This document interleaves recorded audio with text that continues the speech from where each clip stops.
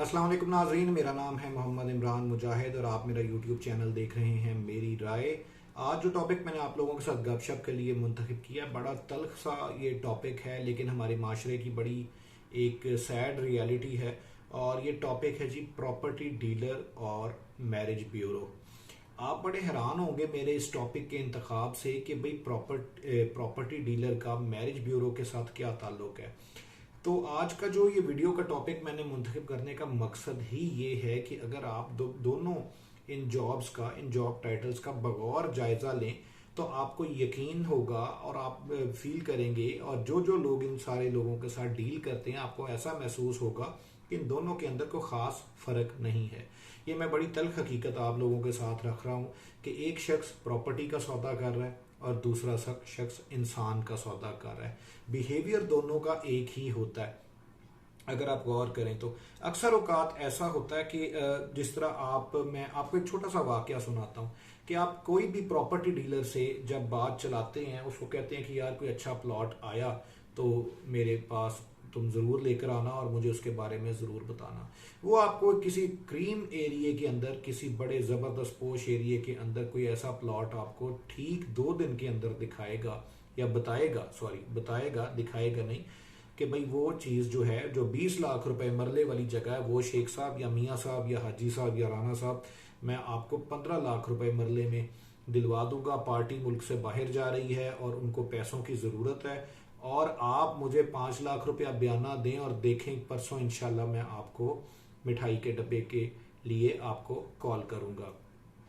आप, जाहिर बात है, इंसानी जिबिल्लत फितरत के तहत इंसान फौरन थोड़ा सा एकदम लालच में आता है और उसके बाद कहता है कि यार ठीक है, कोई हर्ज नहीं, मुझे 20 लाख रुपए मरले वाला प्लॉट 15 लाख रुपए में मिल रहा है, अगर ये 5 मरले का प्लॉट भी है तो 25 लाख रुपए तो सीधा सीधा मुझे मुनाफा हो गया, तो कोई हर्ज नहीं है। लिहाजा आप उसको 5 लाख रुपए देते हैं और वो उसके बाद रफू चक्कर हो जाता है। 2 दिन के बाद आप उसको फोन करते हैं और कहते हैं कि भाई वो 5 लाख रुपया मेरा तुम लेके गए थे तो क्या बना उसका। जी सर जी, वो शहर से बाहर गए हुए हैं, उनको इस्लामाबाद जाना पड़ गया है पार्टी को, तो वो उन्होंने शाम तक आ जाना है, मैं इंशाल्लाह कल आपसे रब्ता करता हूँ, आप बेफिक्र हैं, आपका काम हो जाएगा। उसके बाद अगला दिन गुजर गया, शाम आ गई, हाँ जी वो इस्लामाबाद से आए, क्या बना उनका। जी जी वो इंशाल्लाह मेरी उनसे टाइम हो गया, मैंने कल सुबह उनके साथ मुलाकात करनी है, मियाँ साहब तुसी बेफिक्र हो जाओ, ताड़ा काम हो जाएगा इंशाल्लाह। उसके बाद नेक्स्ट डे आ गया, नेक्स्ट डे के बाद वो पार्टी का जी असल में जी ओना दा जी भाई नहीं मन्या। ये इस किस्म की स्टोरी आपके तक पहुंचती है कि जी भाई नहीं मन्या या वालिद साहब नहीं माने या इस किस्म का कोई मामला आपके साथ होता है। उसके बाद आप उसे कहते हैं कि अच्छा यार मेरा 5 लाख रुपया वापस दे दो। वो नहीं सर जी, मैं इससे भी बेहतर आपके लिए एक प्लॉट ढूंढा है, आप बेफिक्र हो जाएं, आज शाम को मैं आपको दिखा के लाता हूं। वो 5 लाख रुपया अपने नीचे रखने के बाद उसके बाद आपको किसी गली नंबर 8, किसी गली नंबर 12, किसी फलाना इलाका, कोई एक्स इलाका, कोई वाई इलाका, कोई जेड इलाका करते करते करते आपको जो B C D E grade के प्लॉट्स आपको दिखाता है और आप इवेंचुअली किसी ऐसी स्टेट ऑफ माइंड में चले जाते हैं कि आपको ये एहसास होना शुरू हो जाता है कि शायद यार ये मेरा 5 लाख रुपया ना मर जाए, तो मैं कोई ना कोई डिसीजन ले लूं ताकि ऐसा ना हो कि मैं ज्यादा मुनाफा कमाने के चक्कर में इस 5 लाख से भी हाथ धो बैठूं।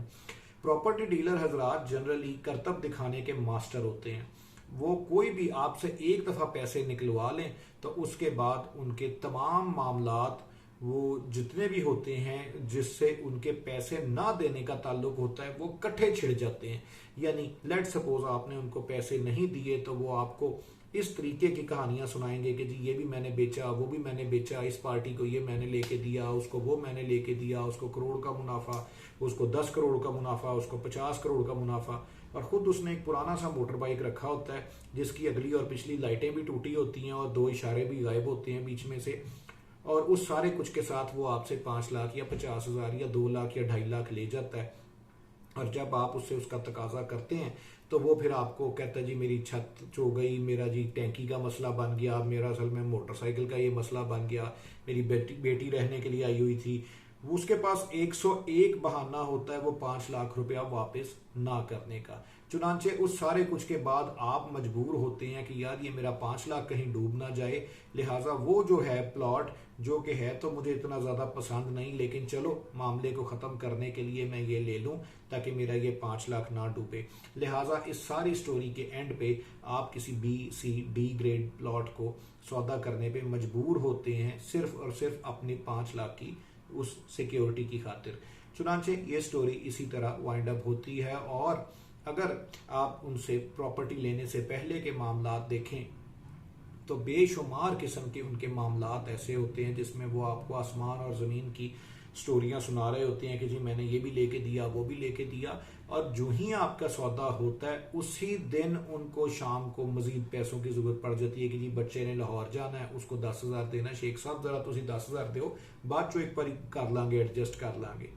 फिर उसके बाद 5,000 दें, फिर उसके बाद अगले दिन उनको कोई और मसला बन जाता है। उनकी ख्वाहिश ये होती है कि आपकी डील मैच्योर हुई है या नहीं हुई, रजिस्ट्री हुई है या नहीं हुई, मेरी कमीशन बाहर आए और मुझे फारिग करें, आप जाएं पहाड़ में, जहन्नुम में जाएं, जो मर्जी करें। अच्छा, अगर ये इतनी लंबी स्टोरी सुनाने का मकसद ये है कि कहीं ना कहीं मुझे इसी किस्म की स्टोरी मैरिज ब्यूरोज वालों की भी लगती है, क्योंकि अच्छा इसमें मुझे जो बुनियादी तौर पे एतराज है वो ये है कि चलो प्रॉपर्टी भी बहरहाल किसी का एक बड़ा इंपॉर्टेंट मैटर हो सकता है और होता है, लेकिन बहरहाल वो एक मटेरियल प्रोडक्ट है। लेकिन जब आप दो इंसानों के दरमियान रिश्तेदारी करवा रहे हैं, दो खानदानों के दरमियान रिश्तेदारी करवा रहे हैं, तो आपकी जो मॉरल वहाँ पे एथिक्स हैं उनका स्टैंडर्ड बहुत फर्क होना चाहिए। लेकिन अनफॉर्चुनेटली है ऐसा हमारे माशरे के अंदर तो कि ये जितने भी रिश्ते करवाने वाले मर्द और ख़वातीन आपको रंग बिरंगे जगह जगह पर नज़र आते हैं। यकीन करें इनका एटीट्यूड प्रॉपर्टी डीलर से कुछ ज़्यादा फ़र्क नहीं होता। अगर आप किसी भी वजह से कोई इनके निर्गे में आ गए हैं या इनके हत्थे चढ़ गए हैं, या आपने अपने बेटे या बेटी के लिए रिश्ता करने के लिए किसी न किसी रिश्ता करवाने वाले से रब्ता किया, तो ये स्टार्ट में आपको उसी तरीके से आसमान और ज़मीन के कलावे में लाके दिखाएगा कि जी उस पार्टी का मैंने रिश्ता करवाया, उस फैमिली का मैंने रिश्ता करवाया, और उसमें फिर आपको आपकी मंशा के मुताबिक, ये मेरी बात को आप जहन में रखें कि मंशा के मुताबिक आपको बड़े बड़े सुहाने ख्वाब दिखाएगा। अगर उसके चेहरे के आपके चेहरे के ऊपर उसको दाढ़ी नजर आ रही है तो वो आपको तमाम तर उनकी रिश्ते जो उसके पास मौजूद होंगे उनकी दीनी खसूसियात बताएगा। अगर आपके चेहरे के ऊपर उसे दाढ़ी नहीं नजर आ रही और सोने का फ्रेम नजर आ रहा है तो फिर वो आपको तमाम उस टाइप की खसूसियात अगली फैमिली की बताएगा जिससे आप मुतासिर हों।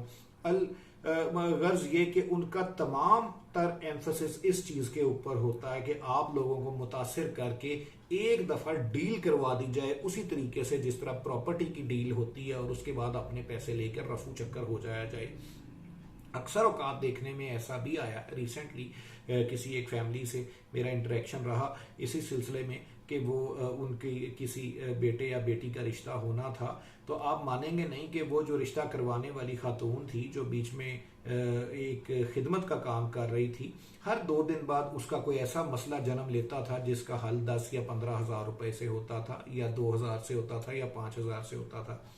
रिश्ता हो रहा है या नहीं हो रहा, उसका स्टाइल खातून का इसी तरीके से था कि आप एक फैमिली को सुबह बुला लें, एक को शाम को बुला लें, एक को कल दोपहर को बुला लें, एक को कल रात को बुला लें। कास्ट क्या है क्या नहीं है, तालीम क्या है क्या नहीं है, वो लोग घर बुलाने वाले हैं नहीं हैं, सिर्फ और सिर्फ इसलिए बुलाते जाएं कि कहीं ना कहीं इनका पैचअप हो जाए, कहीं ना कहीं इनका रिश्ता हो जाए, और मेरी फीस जो मैंने अभी तक इनसे तय की है वो मुझे मिले, और उसके बाद मैं कहूँ कि जी मैं बड़ी बीबी नेक परवीन हूँ, मैंने इनका रिश्ता करवाया खिदमत खल्क के जज्बे के तहत, और उस खिदमत खल्क के जज्बे के तहत थोड़े थोड़े दिन बाद 10-10, 5-5, 15-15 हज़ार करते करते मैं इनसे लाख, 1.5 लाख, 2 लाख या जितना भी माठ लूँ, और उसके बाद मेरी जिम्मेदारी ख़त्म। हकीकतन ऐसा है कि जो भी लोग मॉरल एथिक्स रखते हैं, ख्वाह फिर वो प्रॉपर्टी का सौदा करें, ख्वाह वो रिश्तेदारियां करवाएं या किसी भी कमोडिटी में ट्रेड करें, कुछ बुनियादी असूल ज़रूर मद्देनज़र रखने चाहिए, और वो ये होने चाहिए कि कम अज़ कम इंसान को इस लेवल पे ज़रूर होना चाहिए कि कल को हम दोबारा मिलने के काबिल रह जाएं। अगर मेरी हैसियत औकात सिर्फ और सिर्फ एक ट्रेडर की है तो मेरा ख्याल है मैंने अपनी जिंदगी में कुछ नहीं कमाया। हाँ, ये अलग बात है, मैं एक ट्रेडर हो सकता हूँ, बिल्कुल हो सकता हूँ, मैं एक यूट्यूबर भी हो सकता हूँ, और उसके साथ साथ मुझे एक इंसान होना भी उससे ज्यादा जरूरी है। मेरा ट्रेडर होना बाद में है, यूट्यूबर होना बाद में है, लेकिन एक इंसान और इंसान का बच्चा नजर आना मेरे लिए ज्यादा प्रायोरिटी होनी चाहिए। तो ये छोटी सी वीडियो मैंने आपके लिए बनाई थी, और अगर आप महसूस करते हैं कि हमारे माशरे के अंदर इसी किस्म का ट्रेंड है तो बिल्कुल आप अपने कमेंट्स का इजहार नीचे दिए गए सेगमेंट में ज़रूर कीजिए, और मुझे ऐसे ऐसे वाकयात आप भी उनसे आगाह कीजिए जिससे हमें अपने माशरे में बहुत सारी काली भेड़ों को जांचने का और पहचानने का मौका मिल सके। अगर आप मेरी बात से एग्री करते हैं तो हमारे इस वीडियो को लाइक ज़रूर कीजिएगा और शेयर ज़रूर कीजिएगा। आपका कीमती वक्त देने का शुक्रिया। अल्लाह हाफिज़।